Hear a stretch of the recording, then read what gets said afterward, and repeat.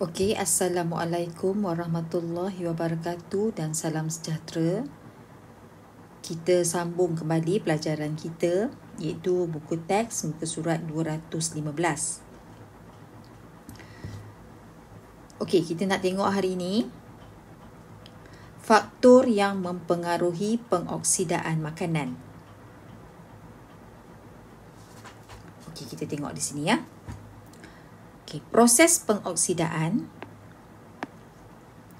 boleh dilihat berlaku kepada makanan yang terdedah kepada udara. Saya ulang lagi sekali. Proses pengoksidaan kita boleh lihat berlaku pada makanan yang terdedah kepada udara. Proses ini, iaitu proses pengoksidaan inilah yang menyebabkan buah-buah seperti buah apel dan pisang menjadi perang apabila dibiarkan terdedah kepada udara. Kalau buah yang lain tu kita tak berapa nampak dengan jelas. Tapi untuk buah apel dan buah pisang, kesannya sangat jelas boleh kita lihat. Okey, contoh. Ini adalah buah apel yang baru dipotong. Permukaannya putih. Tetapi lepas kita biarkan beberapa seketika terdedah kepada udara, permukaan buah apel yang putih tadi akan bertukar menjadi perang. Ini adalah disebabkan proses pengoksidaan yang telah berlaku. Berdasarkan pengetahuan anda tentang tindakan bahan antioksidan, bagaimanakah proses pengoksidaan makanan dilambatkan? Jadi proses pengoksidaan makanan ni menjadikan makanan tu nampak tak menarik. Macam mana kita nak lambatkan proses pengoksidaan? So kat sini kita nak jalankan eksperimen 10.1.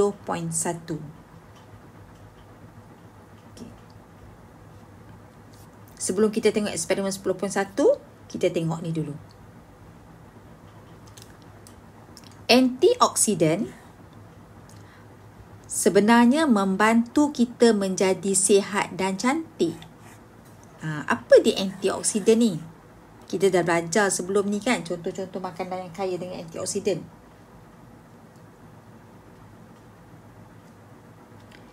Apel menjadi perang disebabkan proses pengoksidaan.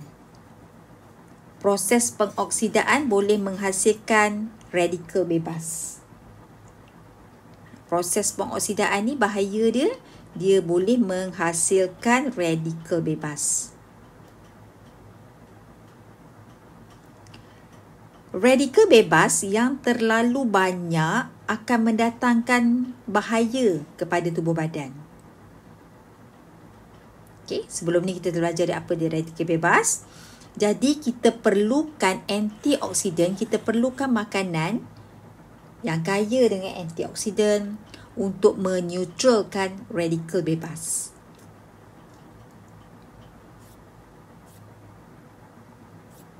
Okay, kita tengok eksperimen kita. Eksperimen 10.1. Tujuan mengkaji kesan jenis larutan yang berbeza terhadap pengoksidaan buah apel. Kita nak kaji kesan jenis larutan yang berbeza terhadap proses pengoksidaan buah apel. Penyataan masalah. Apakah cara untuk kita nak melambatkan proses pengoksidaan buah apel? Hipotesis mengatakan, larutan yang mengandungi bahan antioksidan dapat melambatkan proses pengoksidaan buah apel. Jadi pemboleh ubah yang kita gunakan di sini adalah pemboleh ubah dimanipulasi adalah jenis larutan. Kita menggunakan beberapa jenis larutan yang berbeza. Pembuluh ubah bergerak balas adalah perubahan warna hirisan apple. Yang tu kita nak tengok lepas kita buat eksperimen. Pembuluh ubah yang dimalarkan, suhu, persekitaran dan saiz hirisan. Okey, bahan yang kita perlukan simple. Eksperimen ni sebenarnya awak boleh buat kat rumah pun boleh. Kita perlukan buah apple, larutan gula, jus limau, larutan natrium bikarbonat. Larutan natrium bikarbonat ni iaitu soda bikarbonat. Yang kita gunakan selalu untuk buat kuih. Kat rumah kita ada. Larutan garam biasa. Radas, kita perlukan piring petri. Kalau tak ada piring petri, kita boleh gunakan mangkuk, cawan ataupun gelas, bika dan forceps. Okey, prosedur. Kita tengok. Sediakan 4 jenis larutan seperti yang ditunjukkan pada darjah 10.7. Okey, 4 jenis. Iaitu kita ada larutan gula, jus limau, larutan natrium bikarbonat dan larutan garam biasa. Sediakan 4 jenis larutan. Potong sebiji apple kepada 5 hirisan yang sama besar. Itu pembuluh ubah yang dimalarkan. 5. 1, 2, 3, 4, 5. Satu daripada hirisan apple itu kita letakkan ke atas piring petri sebagai eksperimen kawalan. Kita buat perbandingan. Kita letak dia. Tak payah rendam dalam mana-mana larutan pun. Dengan menggunakan forceps. Forceps tu macam penyepit yang hujungnya tajam tu. Rendamkan setiap hirisan apple yang lain ke dalam larutan gula, jus limau, larutan natrium bikarbonat dan larutan garam biasa masing-masing seperti pada darjah 10.7. Kita rendamkan. Selepas 1 minit. Sekejap je kita rendam. Lepas 1 minit, letakkan hirisan apple daripada 4 larutan itu ke dalam piring petri dan biarkan terdedah kepada udara selama 15 minit. Maksudnya kita rendam tu 1 minit saja. Lepas 1 minit, keluarkan, letak dalam piring petri dan kita biarkan selama 15 minit. Okey.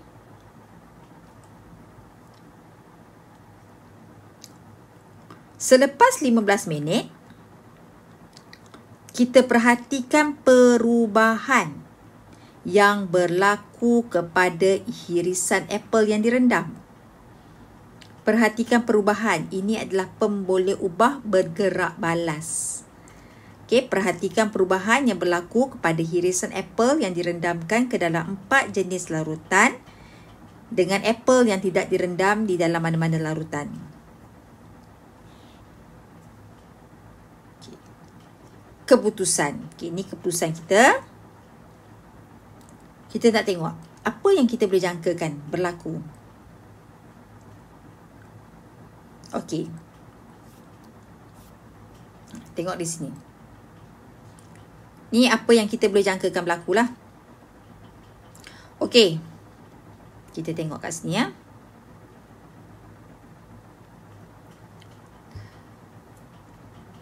Untuk dalam eksperimen ni kita tak gunakan air suling ya. Tadi kan dalam eksperimen kita tak gunakan air suling, kita gunakan 4 larutan saja kan. Garam, gula, jus limau ataupun jus lemon tu sama. Garam, gula, jus limau ataupun jus lemon dan natrium bikarbonat. Okay, kita tengok garam. 0 jam. Pada permulaannya berwarna putih. Putih. Tadi kan kita rendamkan selama 1 minit saja kan. Lepas 1 minit, kita rendamkan. And then kita keluarkan. Kita biarkan selama 15 minit, betul tak? Masa kita keluarkan tu, dia masih lagi berwarna putih. Masih lagi putih. putih, putih, putih, putih.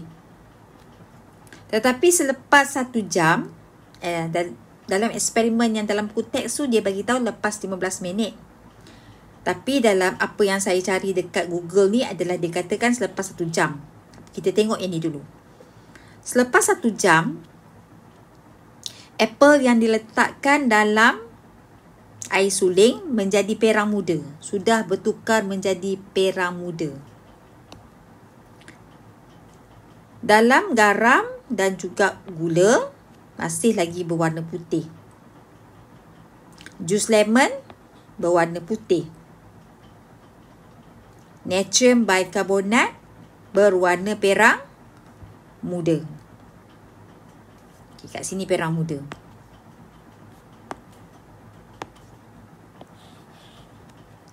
Perang muda maksudnya sudah mula berlakunya proses pengoksidaan. Selepas 2 jam, apple di dalam air suling akan bertukar menjadi perang. Bukan lagi perang muda, dah tukar jadi perang. Garam sedikit perang, gula sedikit perang, nampak sikit-sikit je perang. Jus lemon warna putih, masih lagi warna putih, dan natrium bicarbonate sudah jadi perang.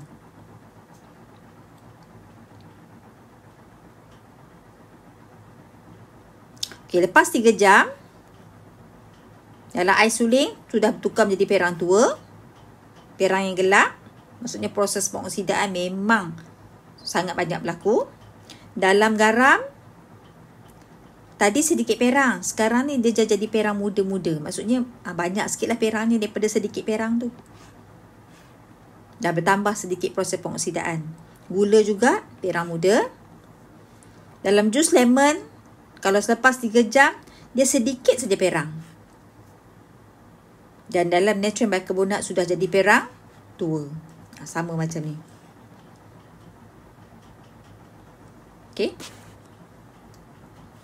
Jadi di sini, apa yang kita boleh buat kesimpulan?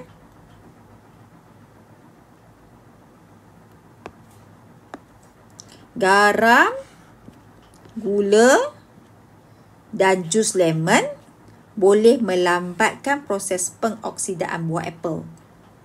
Bukan maksudnya pengoksidaan tu tak berlaku. Dia berlaku tetapi lambat. Yang paling lambat adalah dalam jus lemon. Maksudnya jus lemon mengandungi banyak bahan antioksidan yang boleh melambatkan proses pengoksidaan. Sementara garam dan gula, antioksidannya ada tapi tak begitu banyak seperti dalam jus lemon. Garam dengan gula, kalau kita tengok. Okey, kita dalam eksperimen kita biarkan selama 15 minit kan. Jadi saya rasa untuk yang ini kita tengok untuk jangka masa 1 jam sajalah. Kita tengok sampai sini sajalah. Kita tak payah tengok sampai 2 jam. Kita tengok sampai 1 jam saja. So abaikan. Dia tengok sampai 1 jam saja.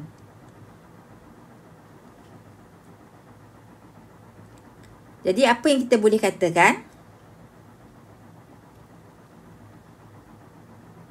Ataupun kita tengok sampai 2 jam. Sampai 2 jam.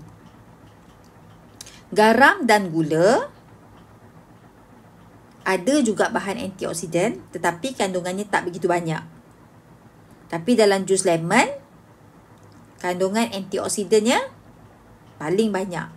So, dia boleh melambatkan proses pengoksidaan. Natrium bicarbonate.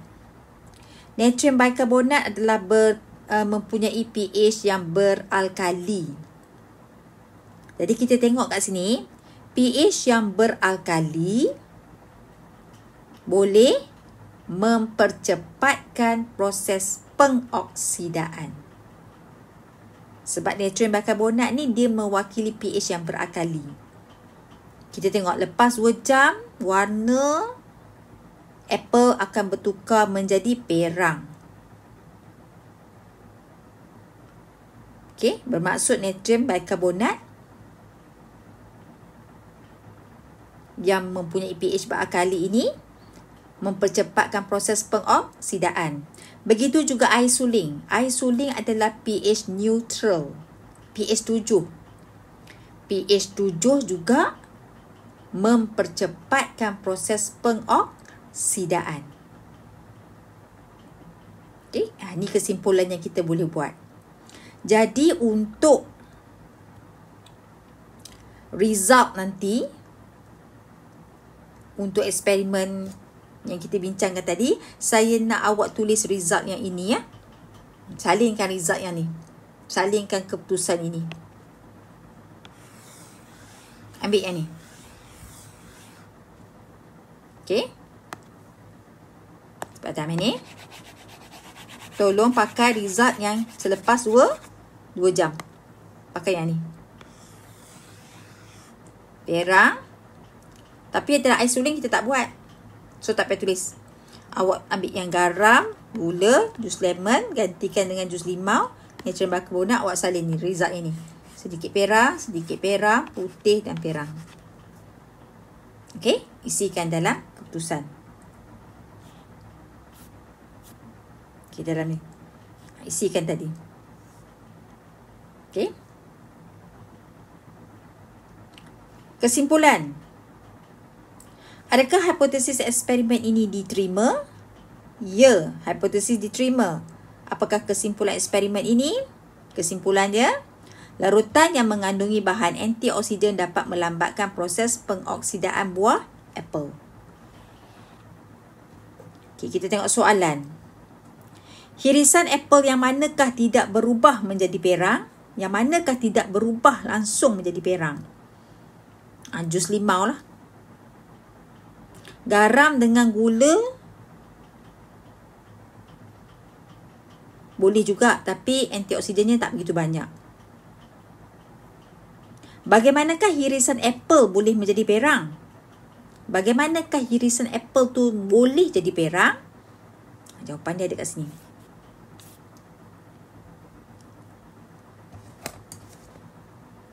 Ambil jawapan ni.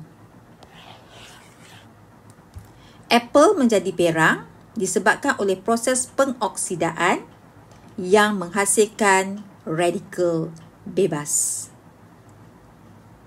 Ingat, proses pengoksidaan dia akan menghasilkan radikal bebas. Jadi radikal bebas ni perlu dineutralkan dengan cara kita mengambil makanan yang kaya dengan antioksidan. Okay, ambil jawapan tu. Nombor 3. Apakah bahan yang dapat melambatkan proses pengoksidaan apple?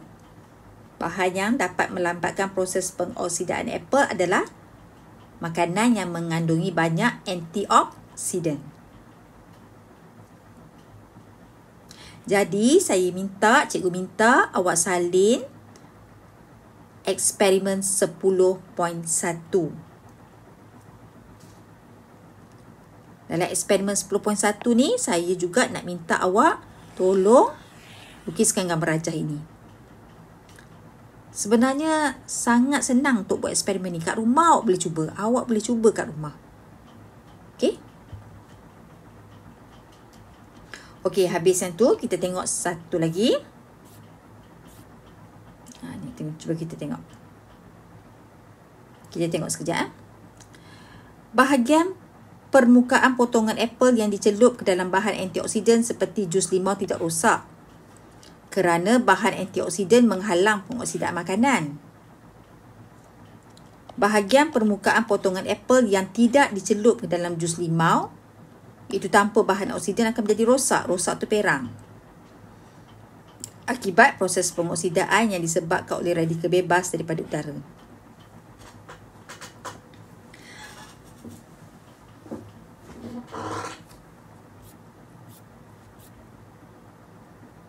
Okey. Sebenarnya, kalau kita tengok dekat sini kan, buah apple yang kita tak rendam dalam mana-mana larutan, kalau kita biarkan juga akan menjadi perang sebab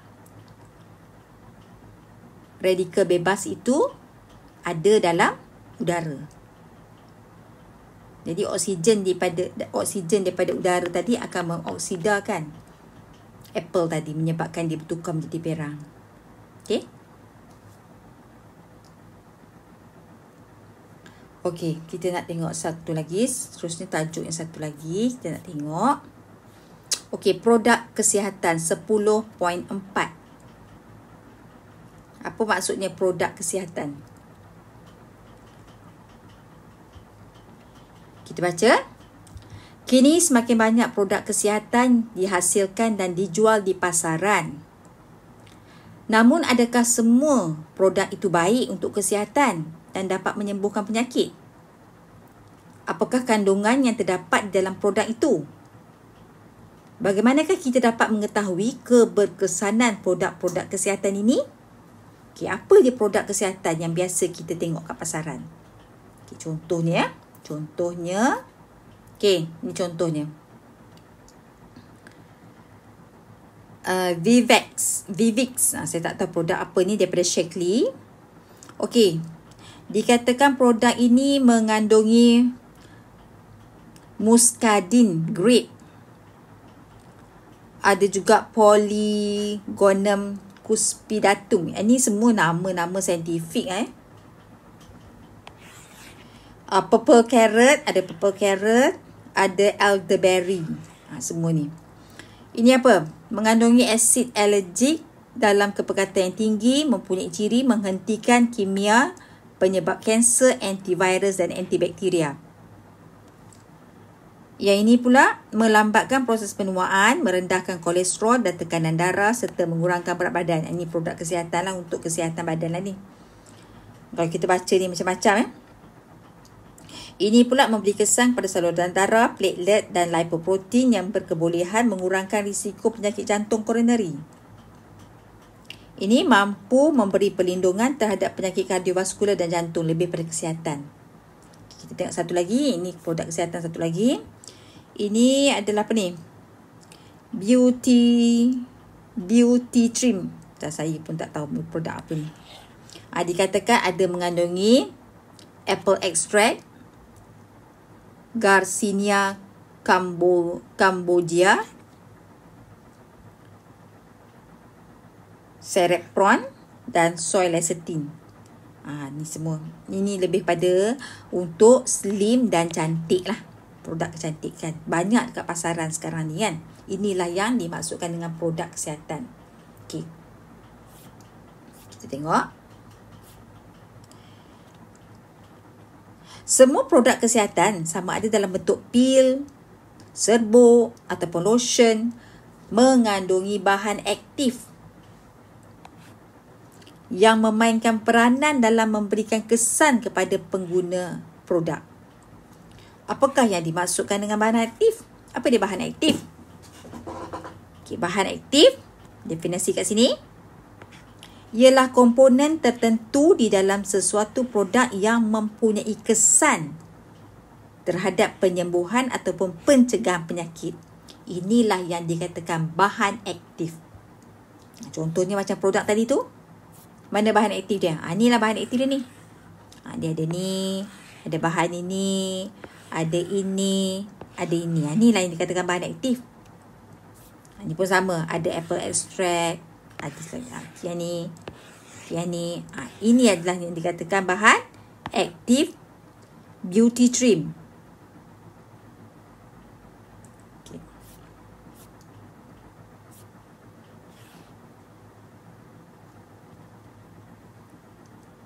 Bahan aktif akan memberikan kesan ataupun tujuan yang sama walaupun digunakan dalam produk dengan jenama yang berbeza. Kadang-kadang brand saja berbeza tapi digunakan bahan aktif yang sama. Kadang-kala dua ataupun lebih bahan aktif tidak boleh digunakan bersama kerana boleh bertindak balas dan menghasilkan kemudaratan kepada kesihatan. Okay, jadi kalau sebelum kita nak gunakan produk kesihatan tu, kita kena buat research dulu. Okay. Jadi untuk 10.4 ini saya nak awak tuliskan benda ni. Buat nota macam ni. Okey. 10.4 saya nak awak tulis nombor 1. Yang ni tak perlu.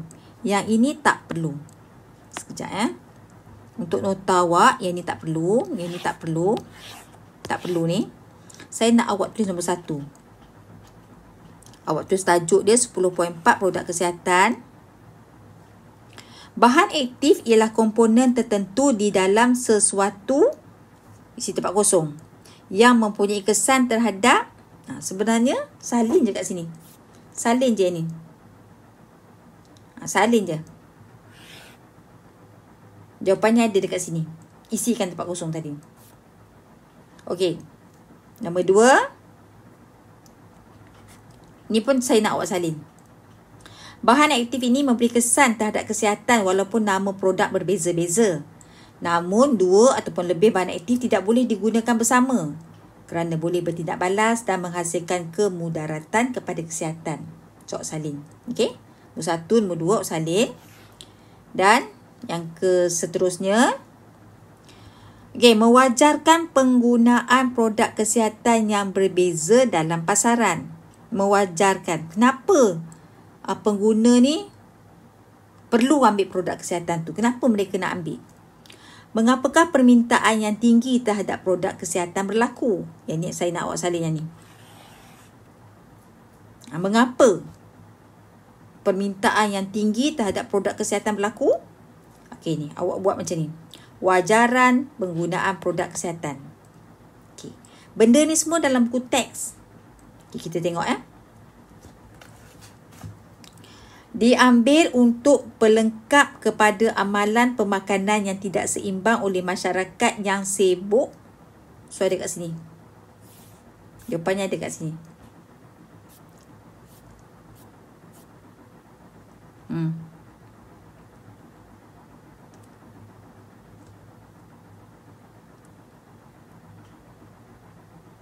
Jawapannya ada kat sini. Jawapannya ada dekat bawah ni. Okey, kita tengok sekejap Kita tengok. Sekejap saya semak buku.